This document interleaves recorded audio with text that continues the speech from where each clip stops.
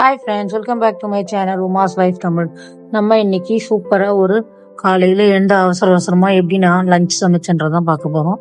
இன்னைக்கு என்ன மெனுன்னு பார்த்தீங்கன்னா மாங்காய் முருங்கைக்காய் சாம்பார், பாவக்காய் கிறிஸ்பி ஃப்ரை, ஒரு ஆம்லெட் ஒன்று போட்டு வச்சு இன்னைக்கு லஞ்ச் அதுதான் எல்லாருக்கும். அதுக்கு ஒரு பக்கம் பாவக்காவை உப்பு மஞ்சள் தூள் போட்டு லெமன் போட்டு வேக வச்சாச்சு. அதுக்கப்புறம் இந்த பக்கம் வந்து பார்த்தீங்கன்னா கடலை மாவு, அரிசி மாவு, உப்பு மஞ்சள் தூள், மிளகாப்பொடி இதெல்லாம் போட்டு நல்லா லெமன் ஜூஸும் நல்லா கலந்து விட்டு அதை ஒரு பக்கம் கலந்து எடுத்து வச்சிட்டோம்னா நம்மளுக்கு அது ஊறும். அதுக்குள்ளே இந்த பக்கம் நான் வந்து பருப்பு வந்து சாதத்து கூட வேக வச்சு எடுத்து வச்சிருக்கேன். இந்த பக்கம் எண்ணெயை விட்டு அதில் கடுகு, பூண்டு நசுக்கி போட்டு கருவேப்பிலை போட்டு நம்ம வெங்காயம் தக்காளி போட்டு நல்லா வதக்கிட்டு அது கூடயே மாங்காவும் முருங்காவும் கட் பண்ணி வச்சுருக்கிறத ஆட் பண்ணி போட்டு அதையும் வதக்க போகிறோம். இப்போ தேவையான அளவுக்கு கல்லுப்பு அதில் போட்டு நல்லா குழம்பு மிளகா பொடி இல்லை சாம்பார் பொடி எதுவாக இருந்தாலும் ஒரு நல்ல பெரிய டேபிள் ஸ்பூன் அளவுக்கு ஆட் பண்ணிவிட்டு இந்த மிளகாத்தூள் நல்லா பெரட்டி பச்சை வாசனை போனதும் நம்ம ஒரு அது முழுகிற அளவுக்கு தண்ணி ஊற்றி அதை நல்லா கொதிக்க விட போகிறோம்.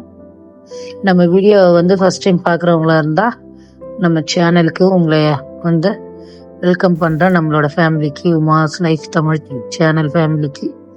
இப்போ வந்து அந்த பக்கம் அது கொதிக்கிட்டோன்னு அதுக்குள்ளே நம்ம பாவக்காவை தோசைக்கல்லில் போட்டு எண்ணெய் கொஞ்சம் தாராளமாக விட்டாச்சு. இந்த பக்கம் அதுக்குள்ளே புளியை கரைச்சி அதில் ஊற்றி அதை கொதிக்க வைக்கிறதுக்கு அதை ரெடி பண்ணிவிட்டு அந்த கேப்லேயே மறுபடியும் பாவக்காய் வந்து அதுக்குள்ளே வெந்துருச்சு.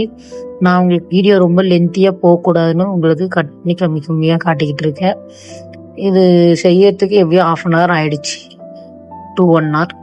இந்த பக்கம் பருப்பு நல்லா வேக வச்சதை நல்லா கடைஞ்சிட்டு நான் பிளெண்டர் வச்சிருக்கேன், அதனால பிளெண்டரில் கலக்கிக்கிறேன்.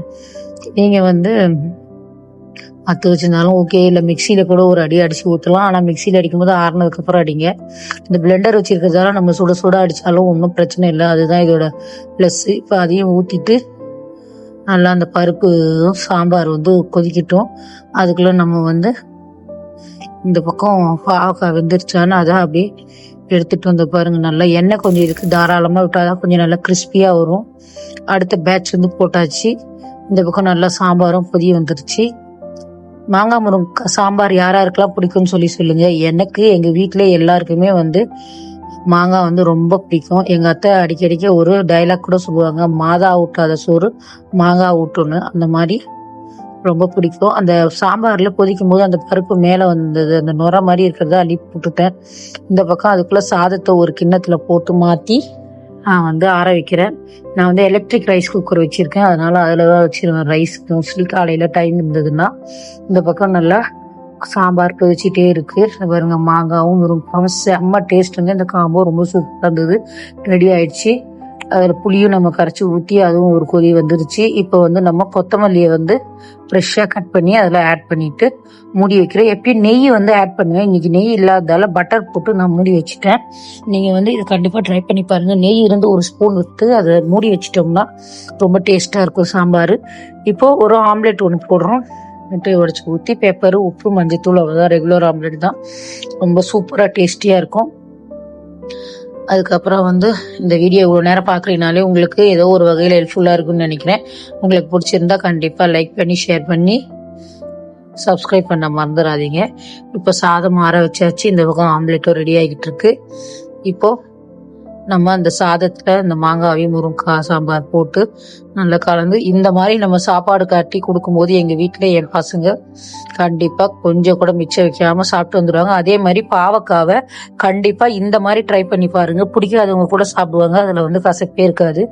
அதே மாதிரி இந்த பாவக்காவை வேக வைக்கிற தண்ணியை வந்து நான் பெப்பர் போட்டு நானும் எங்கள் அத்தையும் குடிச்சிடுவோம். நல்லா தான் இருக்கும். ஆல்ரெடி உப்பு மஞ்சத்தூள் போட்டு நம்ம வேக வைக்கிறோம் இல்லையா, அதனால் வந்து அது நல்லா தான் இருக்கும், குடிச்சிடுவோம். அது வந்து அதே மாதிரி டயபெட்டிஸ் இருக்கிறவங்களுக்கெல்லாம் வந்து அது ரொம்ப ஹெல்ப்ஃபுல்லாக இருக்கும். கண்டிப்பாக அந்த தண்ணியை கீழே ஊற்றாமல் குடிச்சிடுங்க.